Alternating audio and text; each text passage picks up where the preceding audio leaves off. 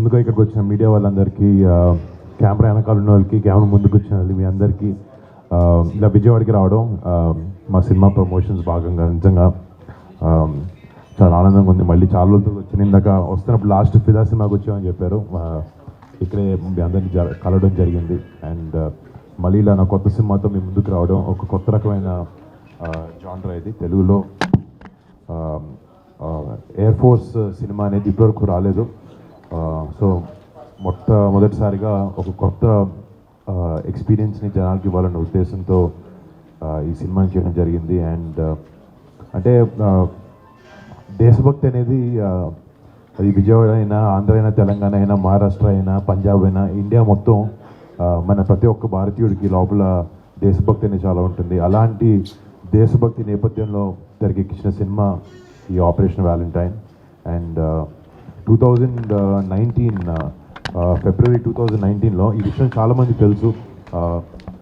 పుల్వామా డిస్ట్రిక్ట్లో పుల్వామా అటాక్ అని ఒకటి అయింది. అది ఒక మిలిటెంట్ ఆర్గనైజేషన్, ఒక సిఆర్పిఎఫ్ సోల్జర్స్ కాన్వేని ఢీకొని ఒక 40 మంది సిఆర్పిఎఫ్ సోల్జర్స్ మరణించారు. దానికి రిటాలియేషన్గా మన Indian defences, Indian air force వాళ్ళ టెర్రరిస్ట్ ఆర్గనైజేషన్ వాళ్ళ క్యాంప్స్ని డిటెక్ట్ చేసి ఎవ్వరికి తెలియకుండా చాలా చాలా సీక్రెటివ్గా బాలకోట్ ఎయిర్ స్ట్రైక్ అని ఒకటి చేయడం జరిగింది. దాంట్లో వెళ్ళి ఆల్మోస్ట్ ఒక 300-400 మంది మిలిటెంట్స్ని డిస్ట్రాయ్ చేశారు, వాళ్ళ క్యాంప్స్ని డిస్ట్రాయ్ చేశారు. దాని తర్వాత పొలిటికల్గా లేకపోతే మీడియా ద్వారా చాలామంది వేరే దేశం వాళ్ళు ఇది జరగలేదు, ఇండియా వచ్చి ఒక ఖాళీ క్యాంప్లో బాంబ్స్ చేసి వెళ్ళిపోయింది అని చెప్పి న్యూస్ని చాలా వరకు ఏంటంటే డైల్యూట్ చేశారు. బట్ మన భారతదేశంలో ఉన్న పౌరులందరికీ, మన డిఫెన్సెస్కి తెలుసు, మన సోల్జర్స్కి జరిగిన ఆ ఇన్సిడెంట్, ఆ బ్లాక్ డే ఏదైతే అనుకుంటున్నాము 14 ఫిబ్రవరి, దానికి రిటాలియేషన్గా బయట వాళ్ళు ఎన్నైనా చెప్పుకోవచ్చు, డీప్ డౌన్ వాళ్ళకి తెలుసు ఇండియా ఒక గట్టి ఆన్సర్ దానికి ఇచ్చింది. కానీ జనరల్ సిటిజన్స్ లాగా మనందరికీ ఇలాంటి న్యూస్లో పనిచేసే వాళ్ళు, మీడియా హౌసెస్ అందరూ చాలా వరకు ఇన్ఫర్మేషన్ని జనాలకి తీసుకురావడానికి ట్రై చేశారు, చెప్పారు. బట్ మనకి కూడా వెనకాల ఈ మిషన్ వెనకాల వాళ్ళ ప్లానింగ్ ఎలా జరిగింది, వాళ్ళు ఏ ఉద్దేశంతో చేశారు, వెనకాల అంటే ఇలాంటి మిషన్ చేయాలంటే అది ఒక ఆషామాషి విషయం కాదు. చాలా టైం కానీ, చాలా ప్లానింగ్ కానీ దాని వెనకాల ఉంటుంది. సో ఆ బ్యాక్ డోర్ ఏవైతే ప్లానింగ్ జరిగిందో, ఏవైతే వాళ్ళు ఈ మిషన్ ప్లానింగ్ అంతా జరిగిందో, ఇదంతా చాలా డీటెయిల్డ్గా జనాలకి చూపిస్తే మన సోల్జర్స్ మీద, మన ఎయిర్ ఫోర్స్ పైలట్స్ మీద మనందరికీ రెస్పెక్ట్ ఉంది వాళ్ళ మీద ఎప్పుడు. బట్ ఇలాంటి వాళ్ళు చేసిన ఒక కరేజియస్ మిషన్ గురించి వెనకాల ఎలా జరిగిందనేది జనాలకి చూపిస్తే వాళ్ళకి తెలియడం కూడా చాలా ఇంపార్టెంట్ అనిపించి ఒక చిన్న ప్రయత్నమే మా ఈ సినిమా. దీని మీద ఆధారంగా తీసుకుని ఆబ్వియస్లీ కొంచెం ఫిక్షనలైజ్ చేసి కొన్ని క్యారెక్టరైజేషన్స్ రాసి చేయడం జరిగింది. బట్ మేమైతే చాలా కాన్ఫిడెంట్గా ఉన్నాం. అంటే ఇందాక చెప్పినట్టు ఈ దేశభక్తి అనేది ప్రతి ఒక్కరిలో ఉంటుంది. ప్రతి ఒక్కరికి రేపొద్దున ఈ సినిమా చూసిన తర్వాత మన సోల్జర్స్ మీద కానీ వాళ్ళ మీద మనకి ఎప్పుడు రెస్పెక్ట్ అపారంగా ఉంటుంది. బట్ ఈ సినిమా చూసిన తర్వాత మళ్ళీ వాళ్ళు చేసే గొప్ప పనుల్ని, వాళ్ళు చేసే గొప్ప త్యాగాల్ని మనం ఒకసారి గుర్తు చేసుకుని మనసంతా దేశభక్తితో, ధైర్యంతో, వాళ్ళ మీద రెస్పెక్ట్తో మన థియేటర్ బయటకు వస్తారని ఒక ఆశతో ఈ సినిమాని చేసాం. అండ్ మార్చ్ 1న సినిమా వస్తుంది. మీ అందరికీ, ప్రతి ఒక్కరికి, ప్రేక్షకులు ప్రతి ఒక్కరికి, తెలుగు ఆడియన్స్ ప్రతి ఒక్కరికి ఈ సినిమా నచ్చుతుంది అని నేను మనసారా నమ్ముతున్నాను. అంటే నిజంగా ఇందాక చెప్పినట్టండి, చాలా అదృష్టంగా ఫీల్ అవుతాను. ఎందుకంటే కొన్నిసార్లు ప్లాన్ చేస్తే జరగవు ఇలాంటివి. ఇప్పుడు ప్రేమ కథలు లేకపోతే కమర్షియల్ సినిమాలు, మంచి ఫైట్లు ఉన్నవి అప్పుడప్పుడు అందరు హీరోలు చేస్తూ ఉంటారు. నేను కూడా చేశాను అలాంటివి. ఇప్పుడు F2 లాంటి సినిమాలు కానీ, ఫిదా లాంటివి, తొలి ప్రేమ కానీ, కథలు. కంచి తర్వాత నాకు అంటే ఒక యాక్టర్గా అన్నీ ప్రయత్నించాలి, అన్నీ ట్రై చేయాలి అని ఒక ఆశ, ప్యాషన్ నాకు ఉంది. కానీ కొన్నిసార్లు ఇలాంటి నిజం కథలని జనాలకి చెప్తే కూడా చెప్పడం చాలా ఇంపార్టెంట్ అని నేను నమ్ముతాను. అండ్ ప్లస్ కథ విన్నప్పుడు నేను కూడా విన్నప్పుడు అరే ఇదేంటి నాకు ఇంత తెలిసి ఏంటి ఇంత జరిగింది వెనకాల అని ఒక ఆశ్చర్యం నాకు అనిపించింది. అప్పుడు అనిపించింది నేను చేయాలి సినిమా, జనాలకు తెలియాలి. ప్లస్ కొన్నిసార్లు ఒక కథ ఇలాంటి ఇన్సిడెంట్ని వెనకాల ఏమైందని చెప్పాలన్న ఆశతో పాటు కథలో కమర్షియల్ వైబిలిటీ కూడా ఉండాలి. థియేటర్కి జనాలకి పొద్దున్న టికెట్ వచ్చి చూస్తున్నారు అంటే వాళ్ళని ఎంటర్టైన్ కూడా చేయగలగాలి.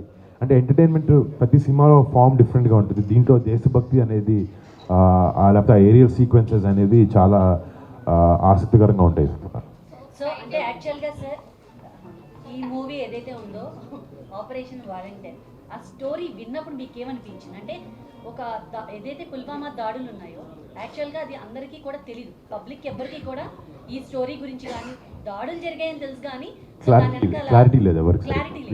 సో ఇలాంటి ఒక క్లారిటీతో కూడుకున్నటువంటి ఒక స్టోరీ మీరు విన్నప్పుడు, ఇలాంటి స్టోరీని నేను ప్రజెంట్ చేయాలి అనుకున్నప్పుడు మీకు ఏమనిపించింది? స్టోరీ విన్నప్పుడు ఏమనిపించింది?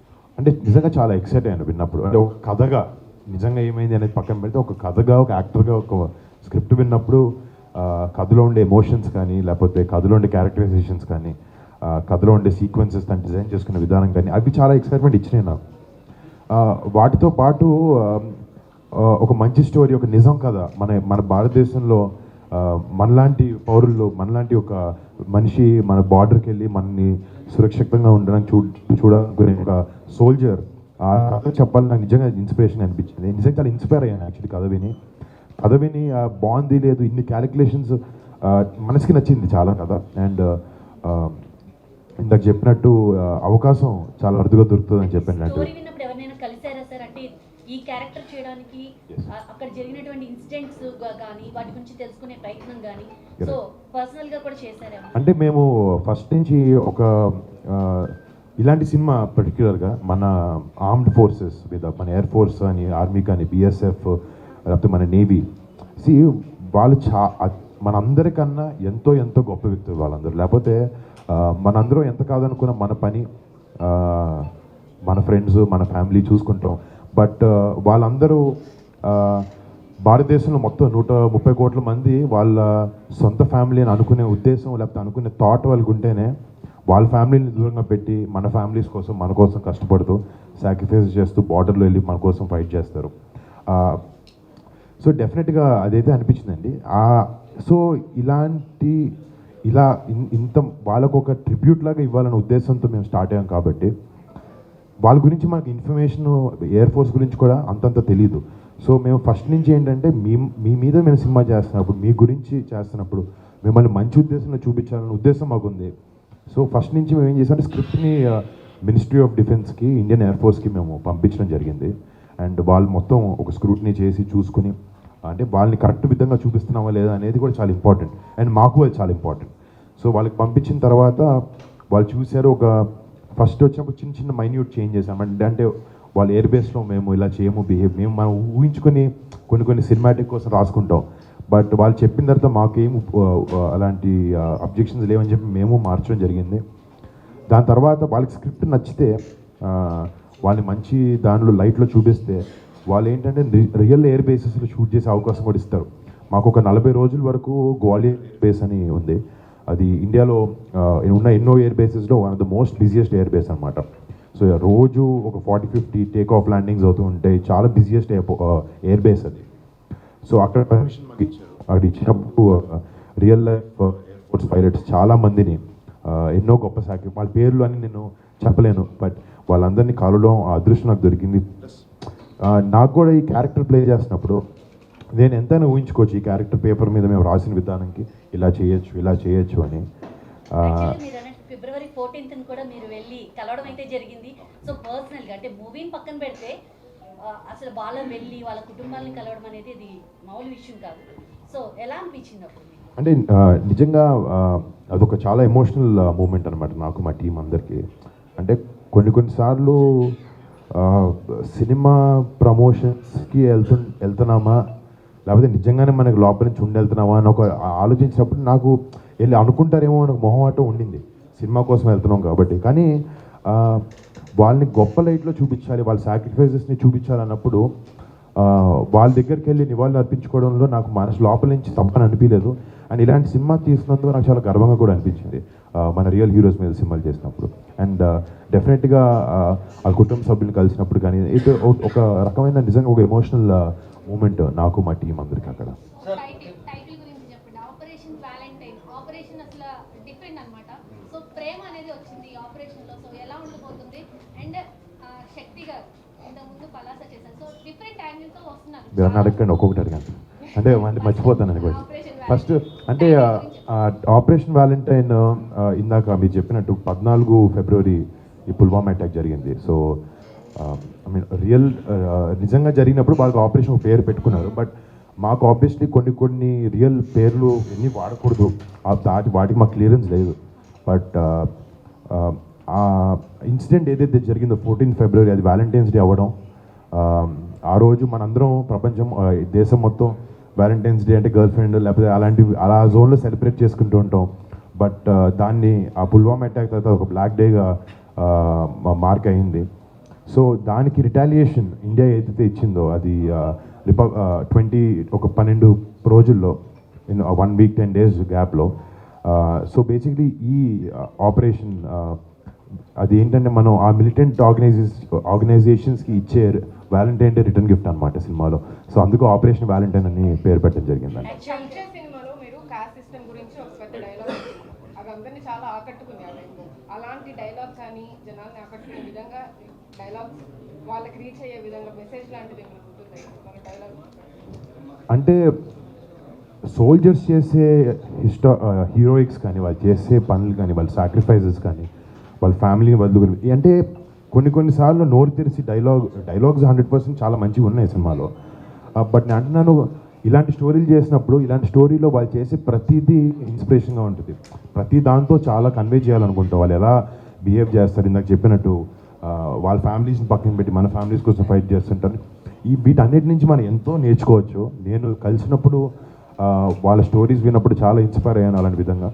అండ్ సినిమా చూసినప్పుడు కూడా రేపు పొద్దున అంటే మా జనరేషన్ కాదు, ఇంకా చిన్నపిల్లలు ఇంకా యంగ్స్టర్స్ ఉన్నారు, వాళ్ళందరికీ యూనో అలాంటి కరేజెస్ టేల్స్ చూసినప్పుడు లైఫ్లో ఏదైనా అకంప్లిష్ చేయొచ్చు అని ఒక కాన్ఫిడెన్స్ వస్తుంది అని అనుకుంటున్నాం. ఐ థింక్ సినిమా ద్వారా ఆబ్వియస్లీ సోల్జర్స్ వాళ్ళ లైఫ్ స్టైల్ వాళ్ళ లైఫ్ స్టోరీస్ చూపించాలని ఉద్దేశం ఉన్నా కూడా ఇలాంటి కరేజెస్ టేల్స్ చూపించినప్పుడు యంగర్ జనరేషన్స్కి కొన్నిసార్లు ఇలాంటి సినిమాలు కూడా చాలా ఇంపార్టెంట్ అనిపిస్తుంది నాకు.